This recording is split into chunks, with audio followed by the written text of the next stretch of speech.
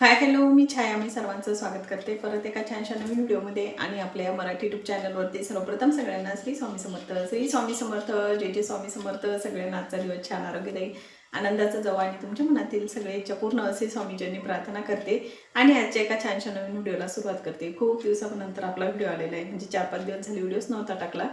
जे daily रुटीनचा video असतो ना, तर तो मी 4-5 दिवस झाले अपलोडच नव्हता केला, कारण मला थोडंसं आहे ना खोकला लागलेला आहे. कोरडा खोकला म्हणतात ना, तर तो खोकला येतोय, त्याच्यामुळे मी व्हिडिओच नाही बनवला. तर घरातली तर सगळी क्लिनिंग करून झालेली आहे. आता नाश्ता बनवायचा होता. मी तुम्हाला सांगितलं होतं की माझी मुलगी काही दिवसानं घरी येणार आहे, तर ती 2-4 दिवस झाले घरी आलेली आहे.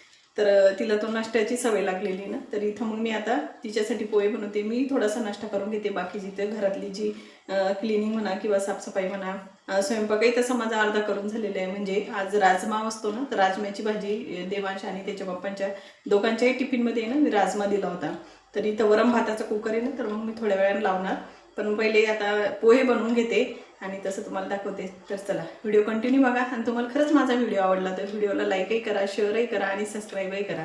तर चला मी आता पटकन पोहे बनवते.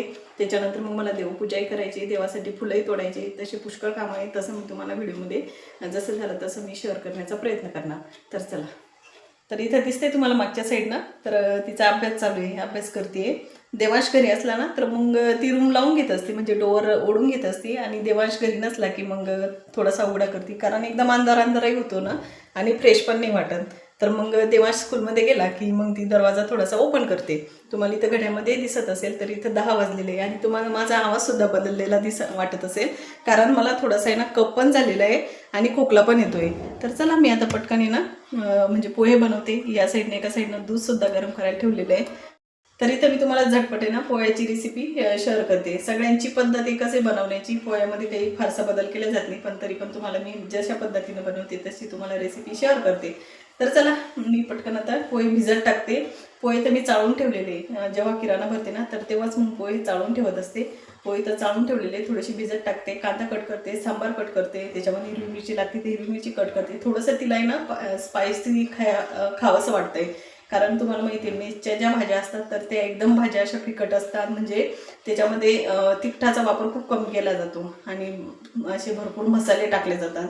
आणि तिला काय होतं, घरी आले की स्पायसी खायचं मन होतं, तर मग थोडीशी तिखट अशी मी पोहे बनवते. तर चला.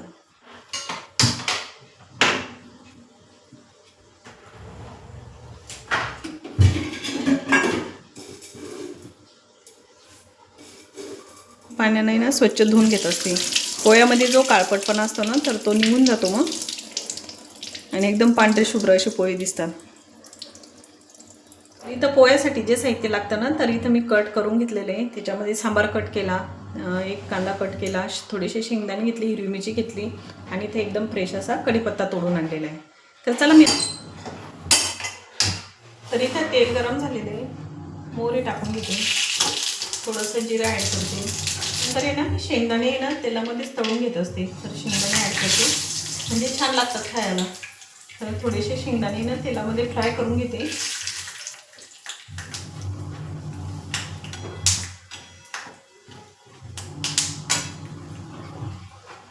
नंतर कढीपत्ता ॲड करते, मिरची कट करून टाकते, त्यानंतर कांदा. तर इथं जे भिजत टाकलेले पोहे होते ना, तर त्याच्यामध्ये मी मीठ ॲड करून देते थोडंसं, आणि थोडीशी साखर पण ॲड करते. त्याच्यामुळे काय तर चव छान लागते. याच्यामध्ये ना तुम्ही लिंबूसुद्धा टाकू शकता, पण मला खोकला असल्यामुळे ना मी लिंबू काही टाकत नाही. तर इथं आता तेलामध्ये ना कांदा चांगला फ्राय झाला, मी हळद टाकून घेते त्याच्यामध्ये, आणि त्याच्यावरती हळद चांगली मिक्स करून घेते.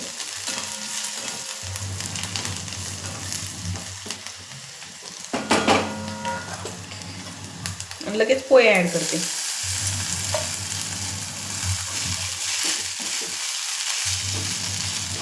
तर इथे एकदम मस्त पोहे बनून तयार झालेले आहे. थोडासा सांबार ॲड करते,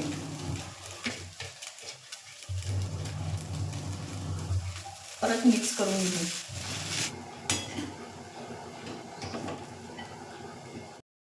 तर इथे एकदम मस्त असे गरमागरम पोहे बनून तयार झालेले आहे. तर चला.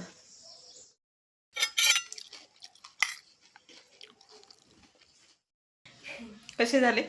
मस्त झाले. आवडते का?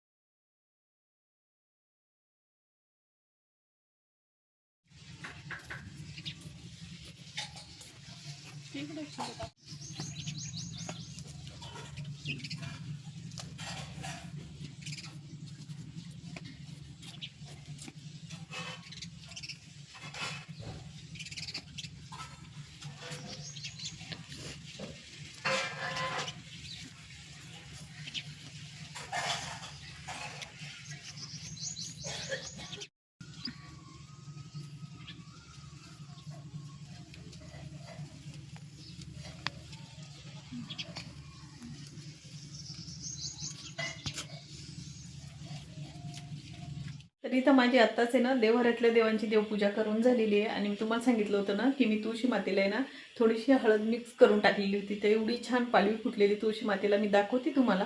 तर इथं छान अशी माझी आता पूजा करून झालेली आहे. तर चला, इथे माझी तुळस पूर्ण खराब झालेली होती. तर मी काय केलं होतं, मग पूर्ण तुळस आहे ना कट करून घेतलेली होती. फक्त 2-3 काड्या अशा ठेवलेल्या होत्या. त्याच्यानंतर हळदीचं जे पाणी असतं ना, तर ते मी जवळपास 5-7 दिवस रेग्युलर टाकलं. तर त्याच्यामुळे ना माझी तुळस आहे ना, तुम्ही पाहू शकता एकदम डेरेदार आणि सगळी नवीन पालवी फुटलेली आहे. खूप छान अशी तुळस झालेली आहे. तुम्ही हा प्रयोग नक्की करून बघा. ज्यांच्या तुळशी खराब झाल्या असतील ना, तर त्यांच्यासाठी एकदम उपयुक्त हा प्रयोग आहे. नक्की तुम्ही ट्राय करून बघा. तर इथं माझं घरातलं आहे ना सगळं आवरून झालेलं आहे. तर इथं मला फोडणीचं वरण बनवायचं आहे. त्याच्यासाठी मी इथं एक मिडियम साईजचं टमाटर कट केलं. त्याच्यामध्ये टाकण्यासाठी ना एक हिरवी मिरची कट केली. तर लसूण ठेचून घेतलेलं आहे. इथं सांबार कट केलेलं आहे.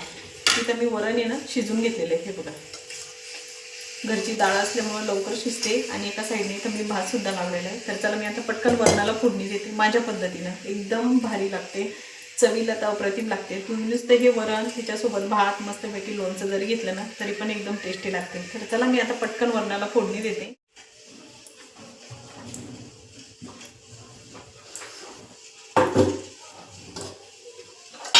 तर इथं तेल गरम झालेले, तर मी मोहरी टाकून घेते. तेलामध्ये मोहरी चांगली तडतडू द्यायची. त्याच्यानंतर जिरा ॲड करायचं. त्याच्यानंतर एक हिरवी मिरची, नंतर लसूण,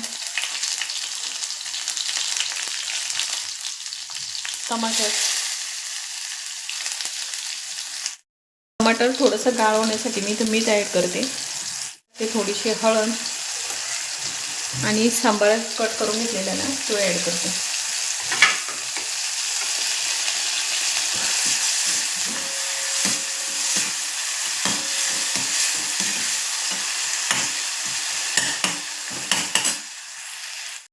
तर इथे शिजून घेतलेली डाळ आहे ना ती लगेच ॲड करायची.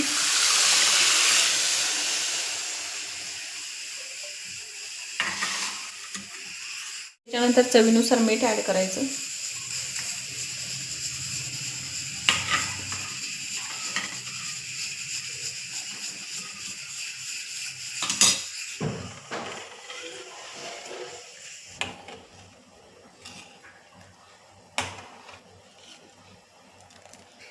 तर इथं तुम्ही पाहू शकता एकदम मस्त असं हे वरण आता बनवून तयार झालेलं आहे.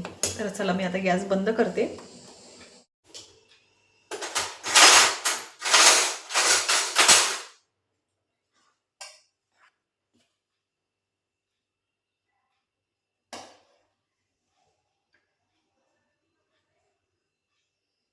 इथं घेतलेलं आहे मी मस्त गरम गरम भात आणि त्याच्यावरती मस्त असं हे गरमागरम वरण.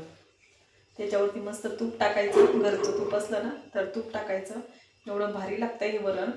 बघा एकदम मस्त असं हे वरण घेतलेलं आहे.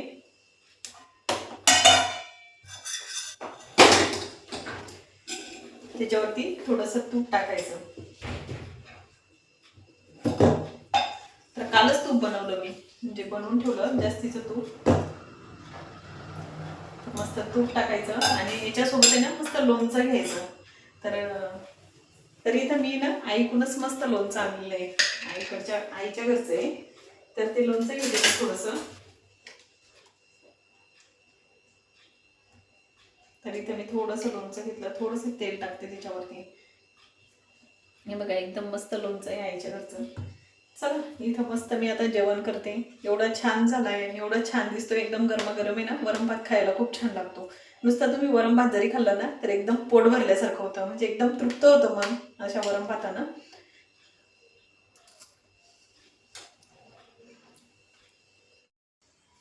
तर इथे आहे ना समोरच घेऊन आलेलं आहे, कारण टी व्ही सुरू आहे नाही तर समोर.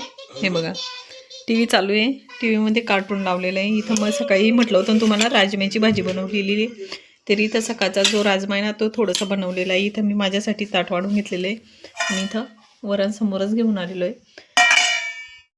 तर चला आम्ही आता मस्त जेवण करतो आणि जेवण झाल्याच्या नंतर मग परत बोलते. तर इथे या साड्या आहे ना हळदी कुंकाच्या वेळेस घातलेल्या होत्या. बऱ्याच ताईने गल्लीमध्ये हळदी कुंकू केलं की नाही तेव्हा मग या साड्या घालण्यात आलेल्या होत्या. तर या साड्या मग मी स्वच्छ धुवून घेतलेल्या आहे. तर त्या वाळलेल्या होत्या, तर मला घड्या करून ठेवायच्या होत्या. तर इथं मी साड्यांच्या घड्या कशा पद्धती करून ठेवते किंवा नीटनेटक्या साड्या ज्या ठेवल्या जातात ना तर ते कशा ठेवते ना हेच तुमच्यासोबत शेअर करते. व्यवस्थित साडीची घडी करून घेतली, लंबीवालीची घडी असते ना पूर्ण, तर ती करून घेतली. त्याच्यानंतर खाली ब्लाऊज असतं ना शिवलेलं, ते ब्लाऊज टाकलं आणि परत त्याच्यावरती साडी पांघरून घेतलेली. तुम्ही पाहिलं असेल व्यवस्थित साडी. परत ती घडी ना त्या ब्लाऊजवरती टाकून घेतलं. ब्लाऊजच्या ज्या हुका असतात तर त्या पूर्ण लावून घेतलेल्या. प्रत्येक ब्लाऊजला मी जी सेफ्टी पिन असते ना तर ती लावून ठेवत असते, म्हणजे इकडं तिकडं जेव्हा आपल्याला साडी घालायची असली ना तर मग इकडं तिकडं ती सेफ्टी पिन पाण्याची गरज नाही. व्यवस्थित ब्लाऊजच्या ज्या बाह्या आहेत त्या व्यवस्थित घड्या करून ठेवल्या आणि अशी घडी करत आणलेली तुम्ही पाहिलं असेल. हे बघा इथं मी असं ब्लाऊज पीसच्या ज्या बाह्या आहेत ते व्यवस्थित अशा लावून घेतल्या. त्याच्यानंतर एक घडी मारली, परत त्याच्यावरती एक घडी मारली, परत एक घडी मारली आणि शेवटचा जो भाग असतो ना तर तो बरोबर असा ब्लाऊजमध्ये व्यवस्थित घालून द्यायचा, म्हणजे तुमची घडी पण चांगली राहते आणि आपल्याला ब्लाऊजही वेळेवर मिळतं. बरंच काय होतं साड्या घड्या करून ठेवतो, ब्लाऊज इकडं तिकडं टाकण्यात येतं, मग ब्लाऊज वेळेवरच साडी घालायची असली तर सापडतच नाही. तर अशा पद्धतीने एकदम मस्त अशा घड्या करून ठेवता येतात साड्यांच्या. मी अशाच करून ठेवत असते, म्हणजे साड्या व्यवस्थित राहतात आणि आपल्याला ब्लाऊजही सुद्धा वेळेवर मिळतं, म्हणजे साड्या खराब होत नाही जास्त. तर ही पण साडी मी हळदी कुंकाला घातली होती एका ठिकाणी, तर मग ती पण स्वच्छ म्हणजे धुवून घेतलेली आहे. शॅम्पूमध्येच मी साड्या स्वच्छ धुत असते, मी काही दुसरं लिक्विड वापरत नाही. थोडंसं शॅम्पू वडे करत असते आणि त्याच्यामध्ये 5-10 मिनटं साड्या भिजू देते आणि लगेच मग साड्यांना स्वच्छ धुवून घेत असते. लगेच वाळल्याच्या नंतर अशा पद्धतीनं घड्या करते. तर हे पण हे ब्लाऊज ना दुसऱ्या साडीवरचं आहे, पण मी ह्याच साडीवरती घालते म्हणजे व्यवस्थित मॅचिंग होतं. परत तशाच पद्धतीने साडीची व्यवस्थित घडी केली. ब्लाऊज टाकून घेतलेले आहे. परत त्याच्या पिना ज्या असतात म्हणजे आपण हुका ज्या म्हणतात ना तर त्या लावून घेतल्या. त्याच्यानंतर ब्लाऊजच्या बाह्या व्यवस्थित लावल्या आणि त्याच्यानंतर घडी टाकत आले आणि अशा पद्धतीनं त्याच्यामध्ये शेवटचा पदर असतो ना तर व्यवस्थित ब्लाऊजमध्ये घालून द्यायचा. इथे एकदम मस्त अशी घडी करून तयार झालेली आहे, म्हणजे कपाटामध्ये साड्याही पुष्कळ बसतात आणि साड्याही व्यवस्थित राहतात. जर आपण अशाच अस्तव्यस्त जर साड्या ठेवल्या तर त्याच्यामध्येच कपाट आटून जातं. या जर अशा घड्या करून ठेवल्या ना तर कपाटामध्ये खूप सारे असे कपडे बसतात, म्हणजे साड्याही खूप साऱ्या बसतात. तर कशी वाटली तुम्हाला ही आयडिया घड्या करण्याची हे नक्की कमेंट करून सांगा. तर या साडीची घडी करून घेते, व्यवस्थित सगळ्या घड्या करून घेतल्या, परत कपाटात व्यवस्थित ठेवून दिल्या. तर चला आजचा व्हिडिओ इथंच थांबते, भेटूया पुढच्या व्हिडिओमध्ये. तोपर्यंत सगळ्यांना बाय.